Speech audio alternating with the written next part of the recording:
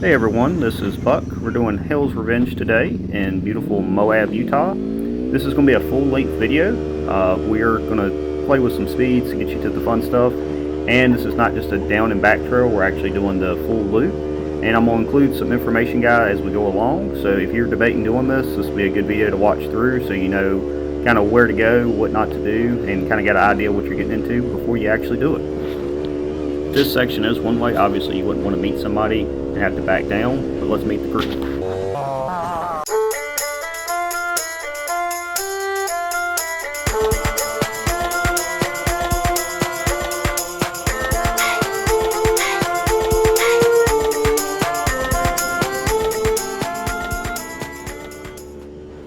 The one-way entrance to Hell's Revenge is definitely one of the more iconic sights to see in Moab, Utah.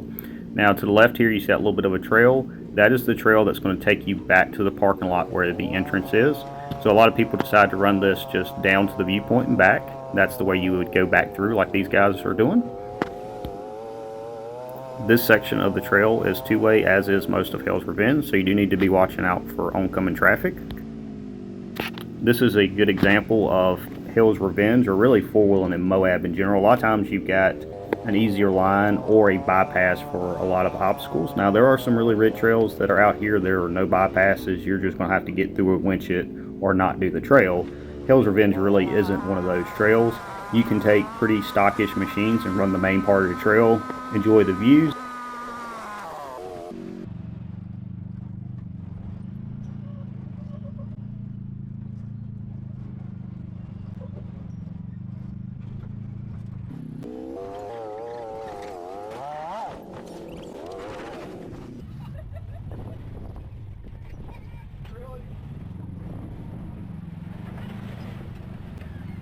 Now right up here to the left, especially if you have kids, or even me personally, I always thought dinosaur stuff was pretty cool. There is some dinosaur prints up here to the left. That's what these people are looking at. So this is an easy little stop through, quick walk, enjoy it, take nothing but pictures of course. My favorite thing about Hell's Revenge is it really kind of does have something for everyone, as long as everybody is in semi-capable machines that can run the basic trail out and back. A lot of times different trails, you have mixed groups. You got somebody that's really wanting to do the hard stuff and there's not really nothing there for them to challenge their machine or their abilities to drive. You have somebody else that's upset that they're doing the hard stuff or there's nothing cool to see. Hell's Revenge definitely has all three covered. You can go as wild as you want to, trying some of these really hard obstacles out here. You can just have a good day riding and go out and see some amazing views as well.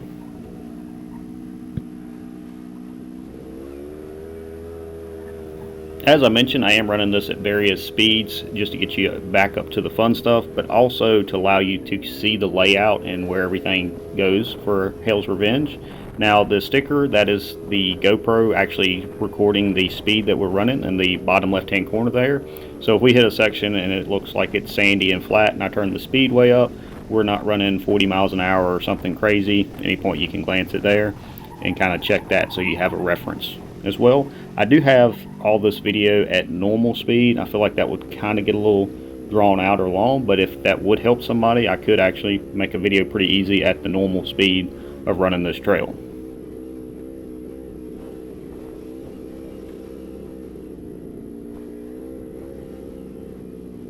Hell's Revenge is marked pretty well, so if you see the arrows like in here where it's pointing one way and then back the other way, that's letting you know it's two-way traffic. So and you need to be on the lookout.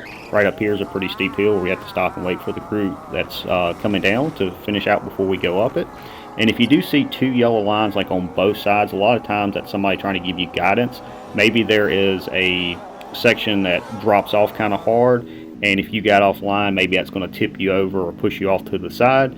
So if you do see that, kind of keep your vehicle in the center of those two yellow lines for a reason, or get out and look to see what you got going on there. If you don't want to be coming down a section that you can't see and then hit a pretty hard dip and tip your machine over.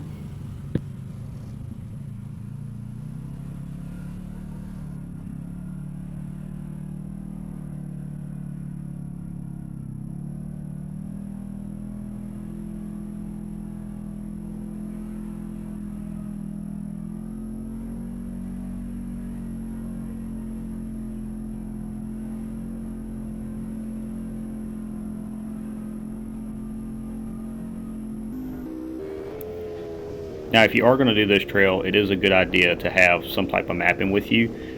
The setup that I would recommend if you're going to run a bunch of Moab is Fun Tracks books. They are very well laid out. They have different pinpoints and points of interest along the way, and they also have all their GPX files on Backcountry Navigator. It is a feed, but you can download those, and it's got the little spots marked out.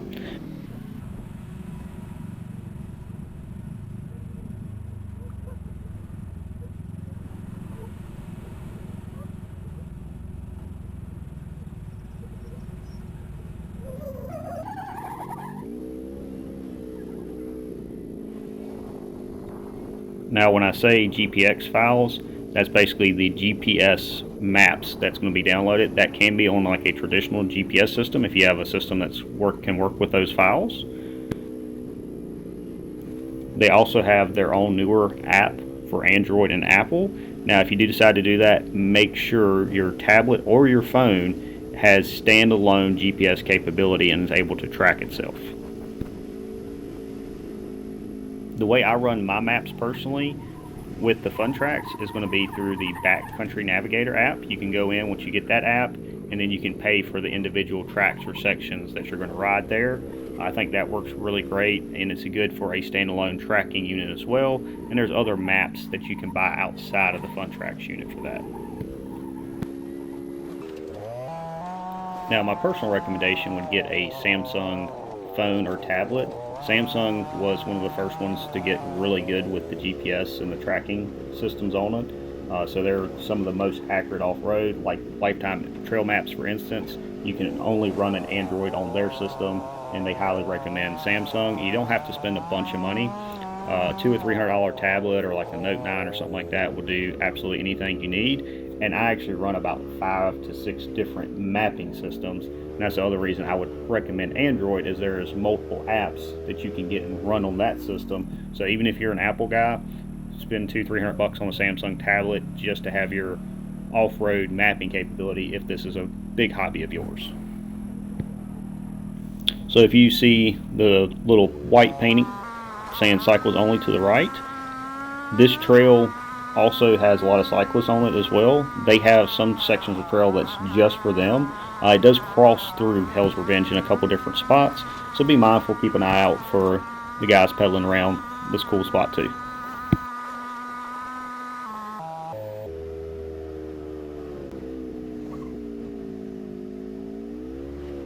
Also, with bikers, they do legally have the right-of-way, so do keep that in mind, but as always, watch out for the guys pedaling.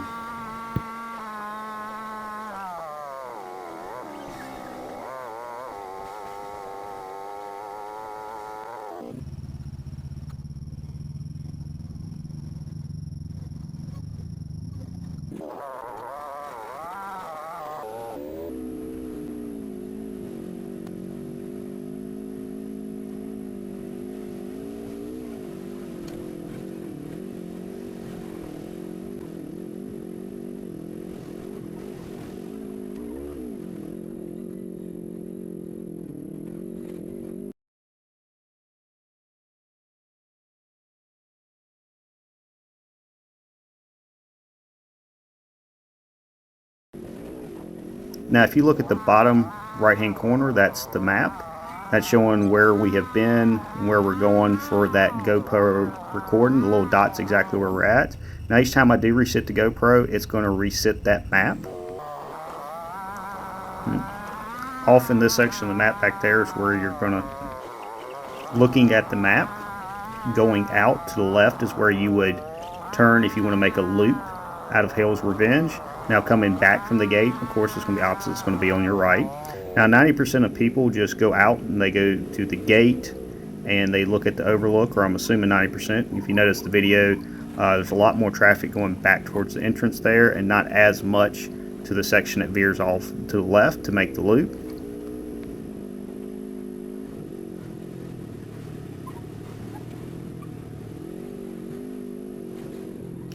Jason does Hell's Gate, so when you notice me stop, that is going to be a good section for you to stop and hang out if you're debating doing the gate.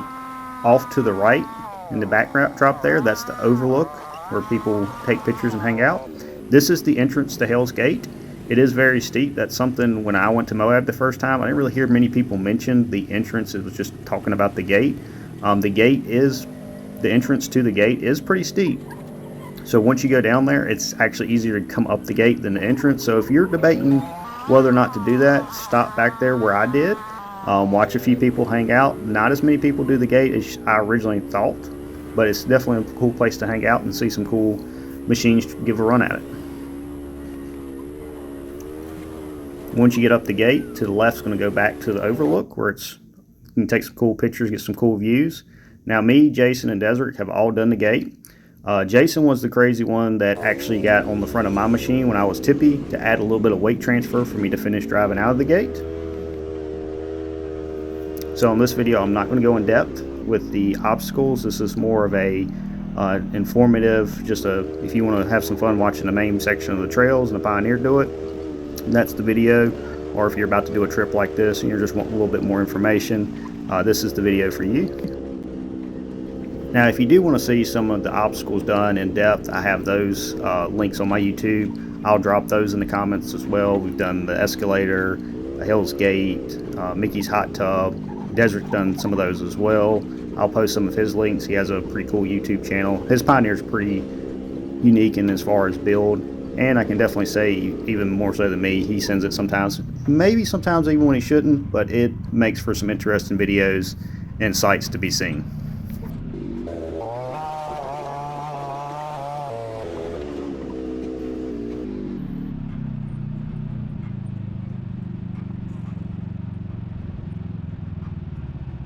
So if you notice on the bottom right hand corner, the map has reset. So if you're looking at this with north being up on the map, this is going to be off to the left of the main trail going to the gate, not too far back from where the gate and the Overlook is.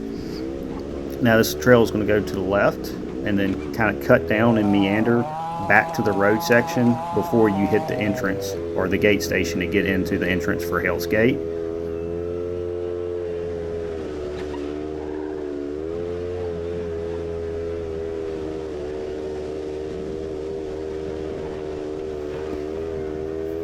So a lot of people seem to do out and back, and I'm kind of curious as to why. Is it a time thing? Are people just not that interested in some of the other hard obstacles that's over there, or don't like the end part of the trail? If you do out and back, or you've done Hell's Revenge, the full loop, or both, sound off in the comments. I'm kind of curious as to why there's kind of such a traffic difference going up to the main overview versus the rest here, because I think the obstacles are pretty fun even if you just go right over to see somebody else try.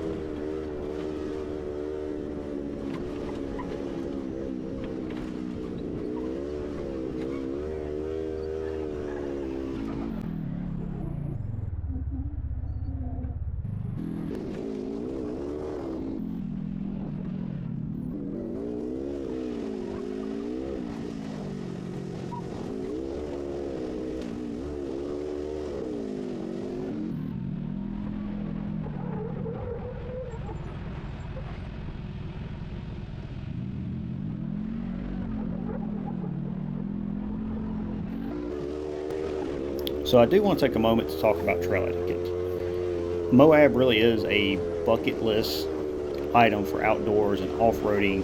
I don't care really what your activity is, whether it's hiking, biking, two wheels, ATVs, side-by-sides, Jeeps, Toyotas, any type of wheeling. This is just an awesome place to go in and enjoy. Now you can see the lines that's marked pretty well. You can see, and if you don't know where this is coming from, kind of that black pattern to it. Slick rock actually has a decent amount of grip, so it's actually where the tires are running over it. Just that little bit of rubber over time is causing that type of grooves. There is a lot of environmental groups and factors and stuff that they could shut down every type of off-roading they would in a heartbeat. So do your part to keep the trails open. If you bring trash in, pack it out. Only go in designated sections. If you're not supposed to be there, if it's blocked, or you're not supposed to drive it, don't go making new trails, especially out west. This spot we're pulling up to, this is the Devil's Hot Tub. We did not do that. I do have a video of Rzr in a previous trip trying it and flipping. That one is very vertical and a pretty cool one to watch some of the YouTube videos of people trying that. It really takes a committed driver and a good machine to pull that one off. So the reason I mention West Coast specifically is West Coast stuff grows at a totally different pace than East Coast depending on where you're at.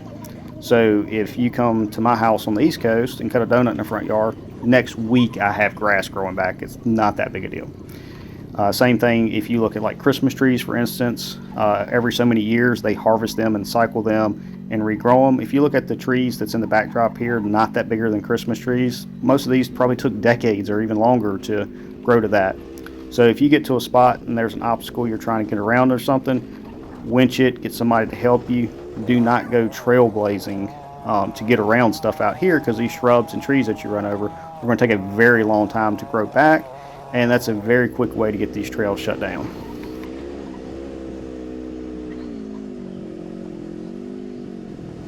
Next obstacle coming up is the escalator.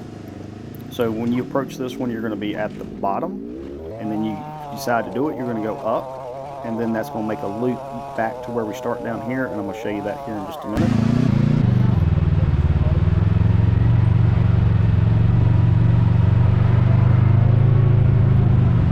A lot of people, once they actually see the escalator, end up not doing it. It is a challenging spot, but it is also a very good place if your machine is getting tired and it wants to take a little nap.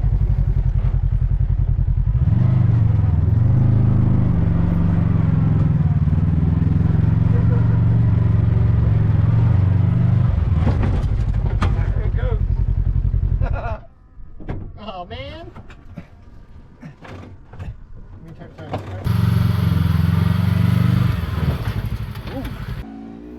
So if you look in the bottom right hand corner, you can basically see that this just makes a loop back into the trail there. So if somebody does get hung up, just get them to come back up to the top, winch them, whatever you need to help get the machine back upright and get it back. I do also have other escalator footage, including myself doing it. I also have Jason's run that he just made on the drone too. So I'll drop a couple links for the escalator footage as well. Dezrick's done that one too with the Pioneer, pretty cool to watch.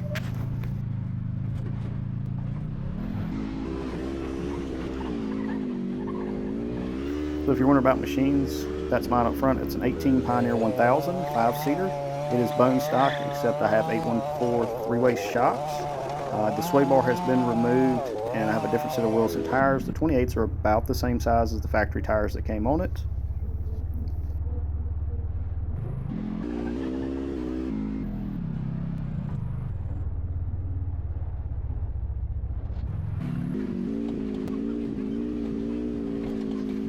Next obstacle coming up is going to be the tip over challenge.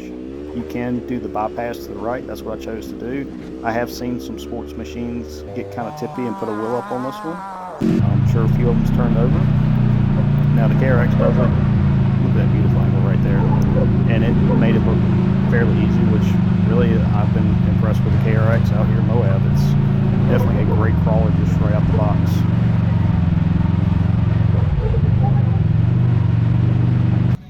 This video is at 3 times speed. Do not try to go flying up the tip over challenge. Take it nice and slow if you do that.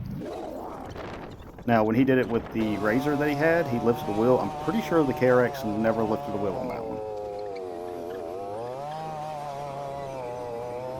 So the first time I did Moab, it was with this same Pioneer, completely stock except just a different wheel and tire, and it did just fine. Really any of the side-by-sides that's kind of in the same wheelbase with type category should do this just fine. Of course, you do need to be a little bit smart about what you can and can't do, but it's definitely a good time in any of the machines. Obstacle coming up, I did pick the hard line and got pretty close to my tip over point. I do know where it is, and I'm very comfortable doing a drop off like right at the border.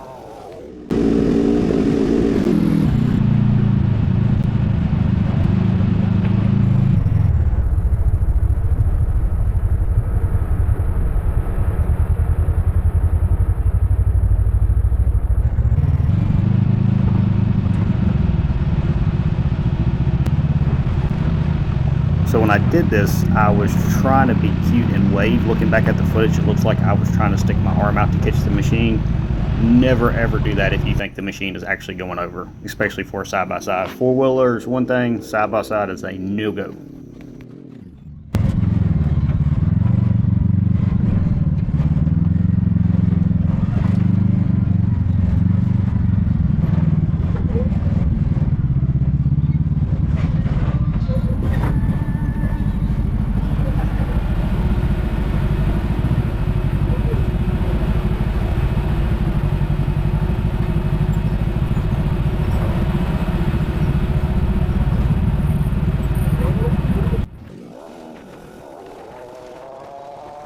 Jason's machine is, I believe, a 22 KRX. It is completely bone stock, other than he's put 35-inch BF Goodwrench tires. The sway bars are connected. I was absolutely impressed with how the KRX is crawling out here.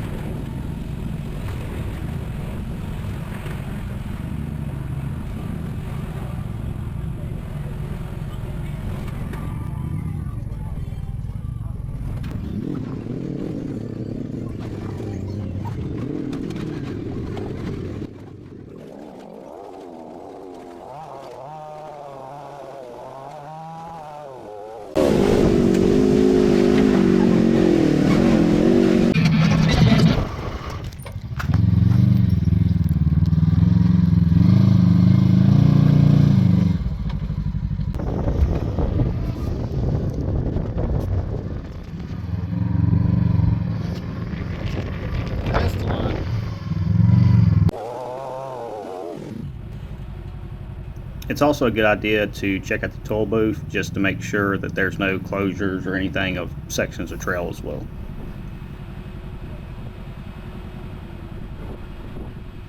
The last machine is with the American flag. That's Dezrik. He's got an 18 Pioneer 1000 as well. Now his is quite a bit different than mine. He has 6-inch long travel suspension, bandit shocks, like just about everything you can do to a Pioneer to make it an off-road capable machine. 32-inch BF Goodwrench tires. It's really impressive watching what he can do in compared to me just with that suspension.